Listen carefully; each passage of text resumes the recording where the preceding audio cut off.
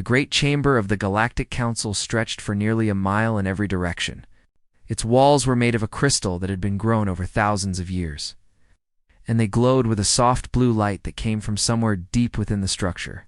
Thousands of seats rose in circular tiers around a central platform, and in those seats sat the representatives of over 800 intelligent species from across the known.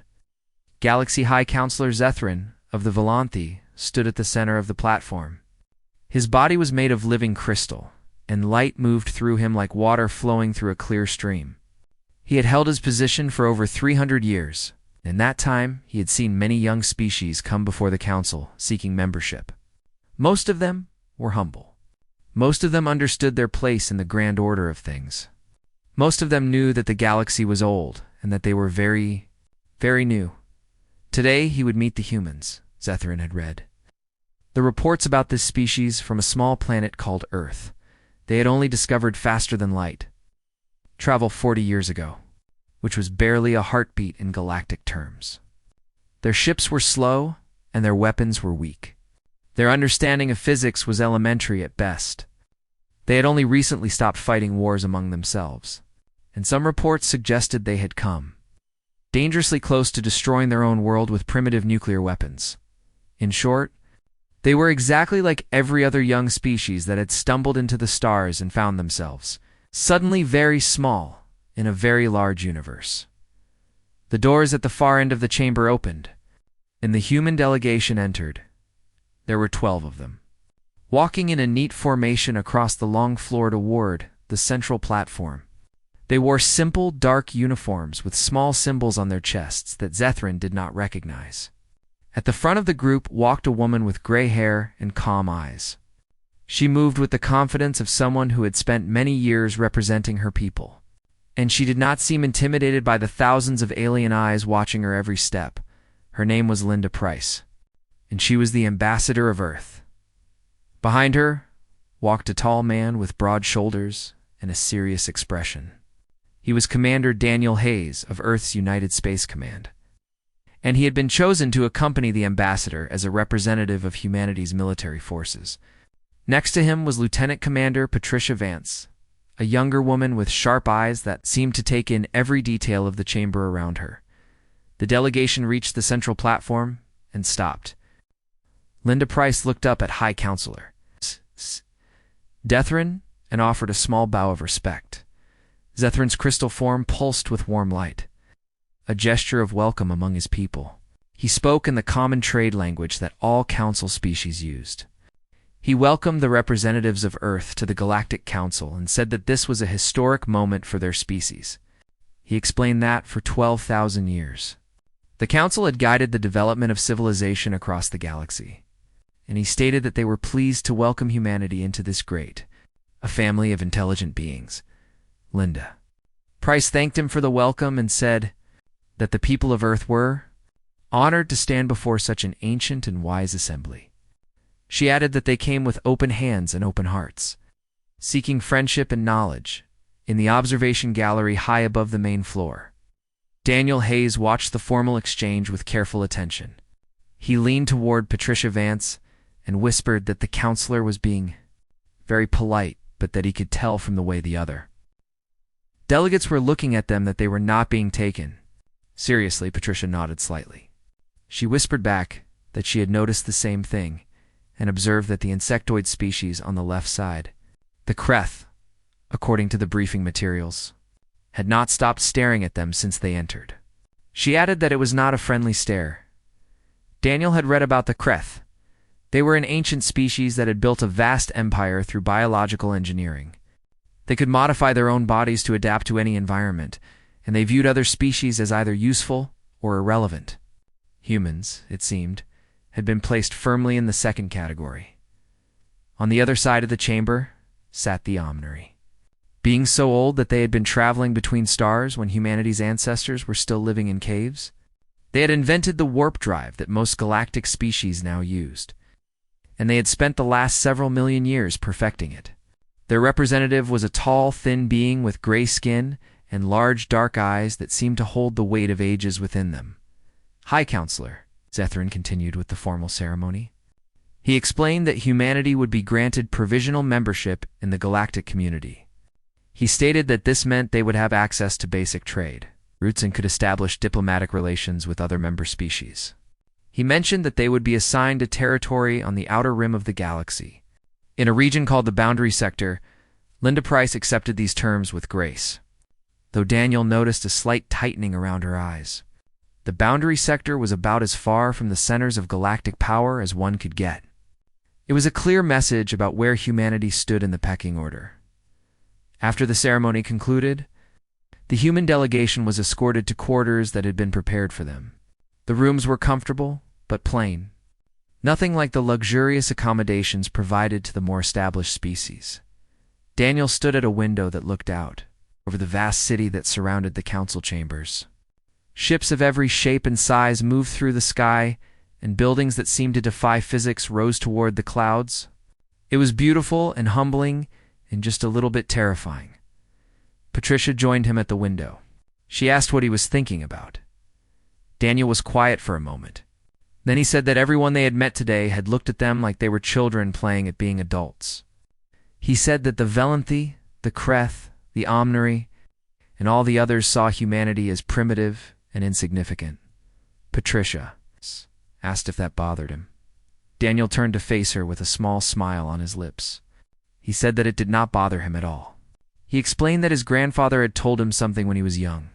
He said that it was always better to be underestimated because it gave room to surprise people. Patricia considered this for a moment. Then she smiled as well. She said that she had a feeling humanity was going to surprise quite a lot of people before this was over. Far below them, the endless city hummed with activity. Billions of beings went about their lives, confident in their place in the great order of the galaxy. None of them paid any attention to the small group of humans in their modest quarters. None of them had any idea what was coming. 5 years passed since humanity had first stood before the Galactic Council. In that time, Earth had done exactly what the older species expected. Humans traded quietly with their neighbors, asked polite questions about galactic history, and seemed content to remain in their small corner of the Boundary Sector. The Council checked on them occasionally, the way one might check on a child learning to walk, and found nothing remarkable. What the Council did not see was what happened in the shadows. The Armstrong Research Station orbited on Mars at a distance of 50,000 kilometers. It was not a large facility, just a collection of connected modules that spun slowly to create artificial gravity. From the outside, it looked like any other human research outpost. From the inside, it was the most secret place in human space. Dr. Samuel Burke stood before a window in his laboratory, staring out at the red surface of Mars below.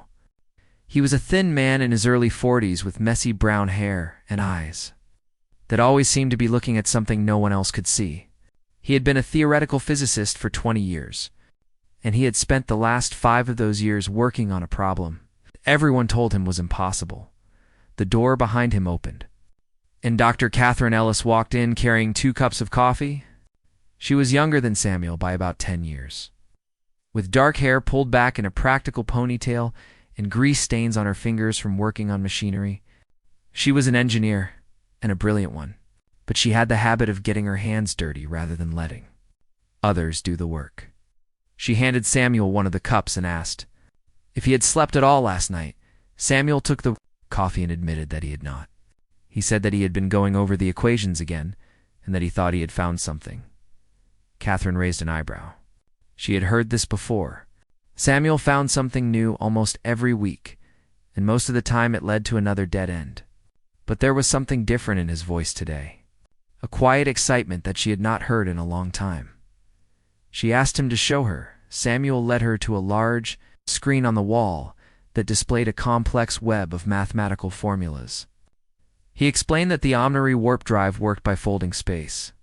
He said that it bent the fabric of reality and allowed a ship to skip from one point to another. He added that the Omnary had been refining this technology for 8,000 years and that they believed they had reached the theoretical maximum speed of about 200 times the speed of light. Catherine nodded. She knew all of this already. Every human scientist who worked on propulsion technology had studied the Omnary drive in detail, Samuel continued. He said that the Omniri were wrong. He explained that they had made an assumption thousands of years ago that limited their thinking. He stated that they assumed space had to be folded to achieve faster-than-light travel. But there was another way. He pointed to a new set of equations on the screen. He said that instead of folding space, they could create a bubble of compressed space-time around a ship. He explained that this bubble would ride along waves of energy that existed in a dimension just below normal space. He said that in theory, there was no upper limit to how fast this bubble could travel. Catherine stared at the equations for a long moment. Her coffee grew cold in her hands as she traced the logic from one formula to the next. She was an engineer, not a physicist. She understood enough to see what Samuel was proposing. She said that if he was right, they could build an engine that would make the Omniri drive look like a horse and cart. Samuel nodded. He said that was exactly what he was thinking. He added that he had already given it a name. He called it the Cascade Drive. Catherine set down her coffee and began pacing the room. Her mind was already racing ahead to the practical problems they would face. She asked about power requirements. Samuel admitted that they were enormous. He said that they would need a new type of reactor, something far more powerful than anything humanity had ever built. Catherine asked about materials. Samuel said that some of the components would need to be made from substances that did not exist yet. He added that they would have to create them from scratch. Catherine stopped pacing and looked at him. She said that he was asking her to build something that had never been built before, using materials that did not exist, powered by technology that had not been invented yet. Samuel smiled slightly and asked if that was a problem. Catherine was quiet for a moment. Then she laughed softly and said that it sounded like exactly her kind of challenge. Over the next 3 years, Armstrong Station became the center of humanity's greatest secret project. Scientists and engineers from every nation on Earth were quietly recruited and brought to Mars. They worked in shifts around the clock, solving one impossible problem after another. The reactor came first. A young engineer named Kevin Porter designed a fusion system that produced 10 times more power than anything previously built. The containment field alone required 6 months of testing before it was stable enough to use. The materials came next. Dr. Lisa Crane, a chemist with a reputation for stubbornness, spent 18 months creating a new alloy that could withstand the stresses of the cascade field. She failed 412 times before she succeeded. The drive itself was the final challenge. Samuel and Catherine worked side by side for 2 years, turning equations into machinery. They argued constantly about the best way to implement the design. They made mistakes and fixed them. They hit walls and found ways around them. Finally, on a quiet Tuesday morning, they stood in a testing bay and watched as a small probe disappeared in a flash of light.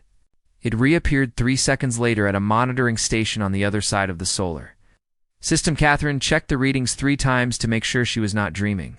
Then she looked at Samuel with wide eyes. She said that the probe had just traveled from Mars to the edge of the solar system in 3 seconds. She said that was impossible.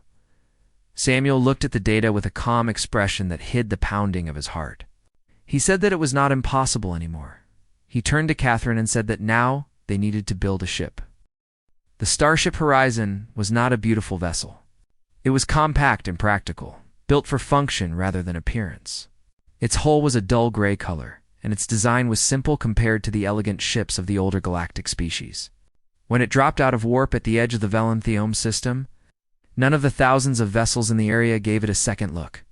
Captain Marcus Cole stood on the bridge with his hands clasped behind his back. He was a man of average height, with short black hair and a face that rarely showed emotion. He had commanded ships for 15 years, but this mission was unlike anything he had ever undertaken. The weight of what they were about to do pressed against his chest like a stone. Commander. Diane Foster sat at the operations station to his right. She was monitoring the communication channels and tracking the positions of nearby vessels. She reported that they had arrived at the designated coordinates and that the Velenthi security forces had scanned them twice already, but showed no signs of concern. Marcus nodded. He had expected as much. To the Velenthi scanners, the horizon looked like any other primitive human ship. They had no reason to look closer. The annual Galactic Commerce Summit was being held on the Valanthi capital world this year. Representatives from hundreds of species had gathered to negotiate trade agreements and settle disputes. It was one of the largest diplomatic events in the galaxy, and humanity had been invited as a courtesy. No one expected them to contribute anything significant. Ambassador Linda Price was already on the surface, preparing for the opening ceremony. She had been Earth's voice to the galaxy for 8 years now, and she had played her role perfectly. She had been polite and humble, and grateful for every small kindness the older species had shown. She had never given any indication that humanity was anything other than what it appeared to be. Today that would change. Marcus turned to his communication officer, a young man named Eric Shaw. He ordered him to open a channel to the ambassador. Eric worked his controls, and a moment later, Linda Price appeared on the main screen. She was dressed in formal diplomatic attire, and behind her Marcus could see the grand hall where the summit would take place. Thousands of delegates were already taking their seats. Linda asked if everything was ready. Marcus confirmed that they were in position and that all systems were functioning normally. He asked if she was prepared for what came next. Linda smiled, but there was tension behind her eyes. She said that she had been preparing for this moment for 5 years. She added that she was as ready as she would ever be. The channel closed, and Marcus returned his attention to the bridge. The next few hours would determine humanity's place in the galaxy. Either they would earn the respect of the older species, or they would make enemies of the most powerful civilizations in existence. He hoped it would be the former. The opening ceremony began with the usual formalities. High Counselor Zethrin welcomed the delegates and spoke about the importance of cooperation and mutual prosperity. Representatives from the major powers made brief statements affirming their commitment to peace. It was all very predictable and very boring. Then Zethrin turned his attention to the human delegation. He acknowledged the presence of Ambassador Linda Price and the representatives of Earth. He noted that humanity had been a provisional member of the galactic community for 8 years now, and that they had been good neighbors during that time. He mentioned that the journey from human territory must have been quite long, perhaps 3 or 4 weeks at their current level of technology. There was a ripple of polite amusement through the chamber. Several delegates smiled at the subtle reminder of humanity's inferior status. Linda Price rose from her seat with a calm expression. She thanked the High Counselor for his kind words and confirmed that the journey from Earth had indeed been quite interesting. She paused for a moment, as if considering her next words carefully. Then she said that actually, the trip had only taken them about 6 hours. The amusement in the chamber died instantly. Zethrin's crystalline body flickered with confused light. He asked her to repeat what she had said. Linda maintained her composure. She stated clearly that their ship, the Horizon, had traveled from human space to the Valanthi system in approximately 6 hours. Silence fell over the Great Hall. Thousands of delegates stared at the human ambassador with expressions of disbelief and shock. The mathematics of what she was claiming were impossible. Human territory was over 4,000 light-years from the Valanthi system. To cover that distance in 6 hours would require speeds that were beyond anything the galaxy had ever seen. The Omnary delegate rose slowly from his seat. His ancient face was pale, and his dark eyes were wide with an emotion that his species rarely displayed. He declared that such speeds were not possible. He stated that they violated the fundamental laws of physics that govern faster than light. Traveled Linda turned to face the ancient being. She replied respectfully that she understood his skepticism. She added that if the honorable delegate wished, he was welcome to examine their ship and verify the claim for himself. The chamber erupted into chaos. Delegates shouted questions and demanded explanations. The Kreth representatives clicked their mandibles in agitation. The Valanthi pulsed with rapid bursts of light as they communicated among themselves. Even the normally calm Omnary were engaged in heated discussion. On the horizon, Captain Marcus Cole watched the scene unfold through a video feed. Commander Diane Foster stood beside him with a slight smile on her face. She observed that they seemed to have gotten their attention. Marcus allowed himself a small nod. He replied that it certainly looked that way. The next several hours were a blur of activity. A team of honorary scientists was dispatched to examine the horizon. They scanned every system, analyzed every component, and ran test after test on the Cascade Drive. When they finished, they returned to the summit in stunned silence. The lead honorary scientist stood before the council and delivered his report. He confirmed that the human vessel possessed a propulsion system unlike anything in the galactic database. He stated that based on their analysis, the ship was capable of speeds exceeding 5 million times the speed of light. He paused and looked around the chamber at the thousands of shocked faces. He added quietly that the humans had not lied. He said that they had built the fastest ship in the galaxy, and they had done it in less than a decade, in the observation gallery. Linda Price allowed herself a moment to breathe. She caught the eye of Commander Daniel Hayes, who had accompanied her as part of the security detail. He gave her a small nod of acknowledgement. The secret was out. The galaxy now knew what humanity could do. The question was, what would happen next? The news spread across the galaxy like fire through dry grass. Within hours of the revelation, every major species knew what had happened at the Commerce Summit. The humans, those primitive newcomers from the Outer Rim, had built a ship faster than anything the galaxy had ever seen. The impossible had become possible, and nothing would ever be the same again. On the Kreth homeworld, Supreme Commander Vraxis stood before a massive holographic display showing the layout of the galaxy. His insectoid body was tense with agitation, and his mandibles clicked rapidly as he processed the information. His intelligence officers had brought him.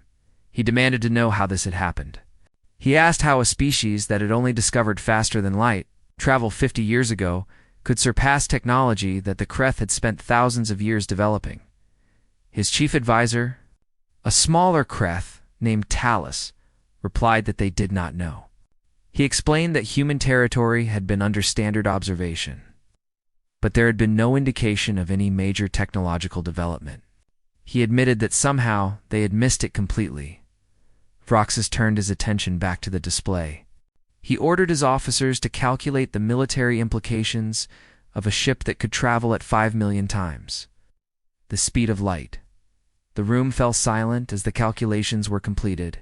Talus reported the results in a quiet voice. He stated that a fleet equipped with such technology could strike any target in the galaxy within hours. He added that there would be no warning and no time to prepare defenses. He concluded that if the humans chose to attack, the Kreth Imperium would be effectively defenseless. Vraxis stood motionless for a long moment. The Kreth had built their empire on strength and military superiority. For the first time in thousands of years, they faced a species that could potentially destroy everything they had built. He ordered an immediate increase in border patrols. He demanded that all intelligence assets be redirected to gathering information on human activities. He wanted to know everything about this new technology and the people who had created it. On the Volanthi capital world, High Counselor Zethrin called an emergency meeting of the council leadership. The crystalline beings gathered in a private chamber, their bodies flickering with rapid pulses of anxious light. Zethrin admitted that they had underestimated the humans severely. He stated that they had treated them as children, and in doing so, they had failed to see what was happening right under their observation. A younger Volanthi named Sereth spoke up. She suggested that perhaps the humans had help. She proposed that they might have discovered ancient technology from a precursor race, or made contact with beings from outside the known galaxy. Another council member, an elder named Voreth, dismissed this idea. He argued that if the humans had found precursor technology, they would have needed decades to understand it. He pointed out that they had only been part of the galactic community for 8 years. He concluded that this technology was their own creation. The implications of that statement hung heavy in the air. If humans could achieve something like this in less than a decade, what else might they be capable of? What other impossibilities might they turn into reality? Zethrin made a decision. He announced that he would convene a full session of the Galactic Council.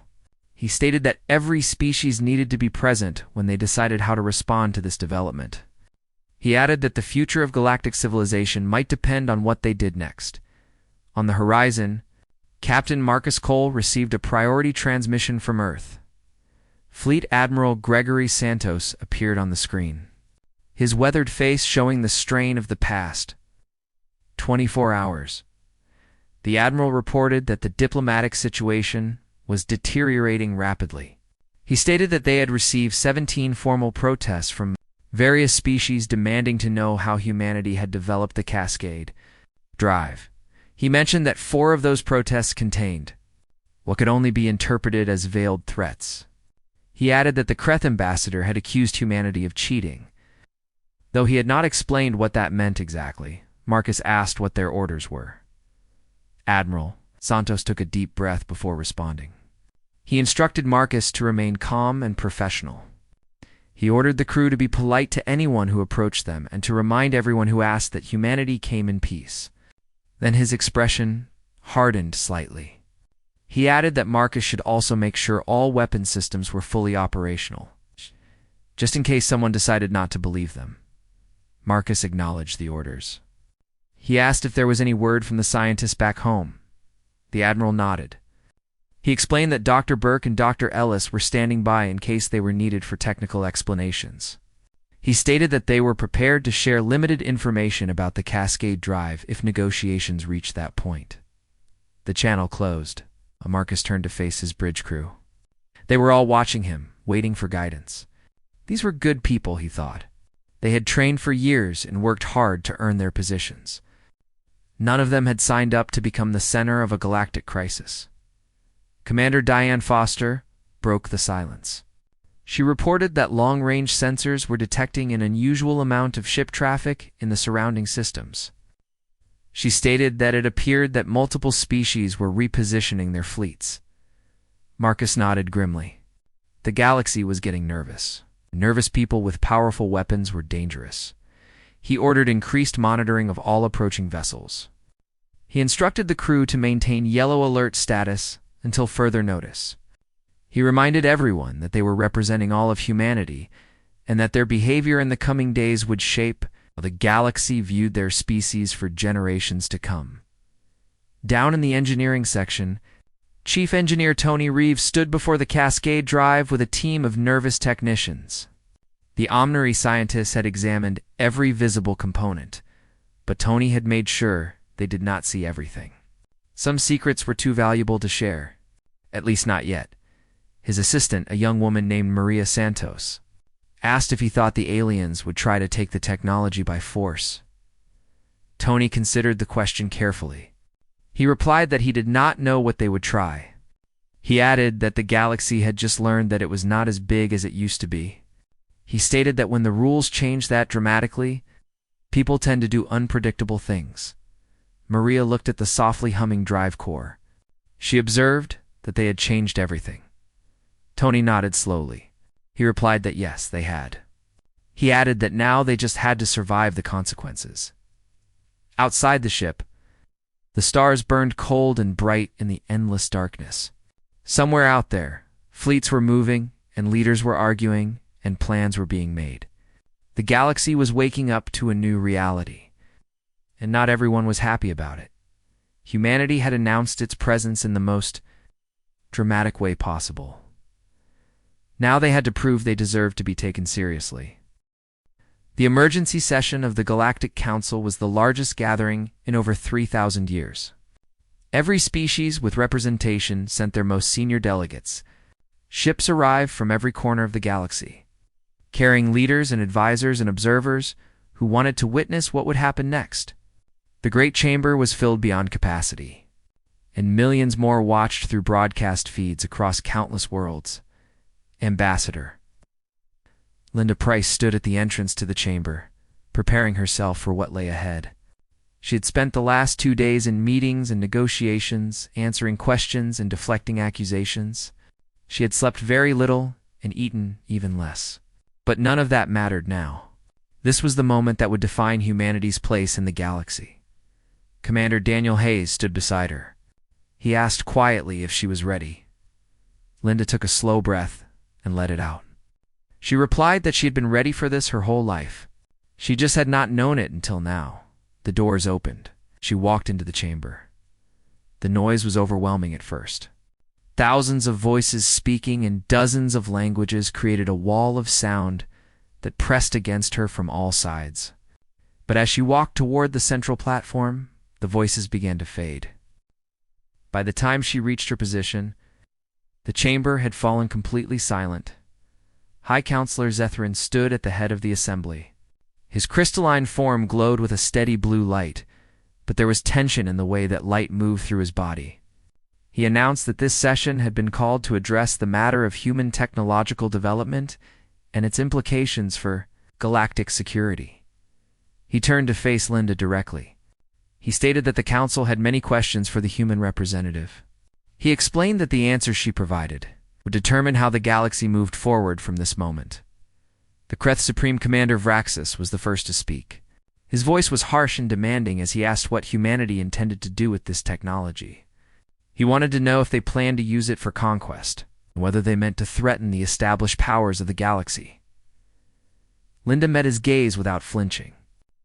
She replied that humanity had no intention of threatening anyone.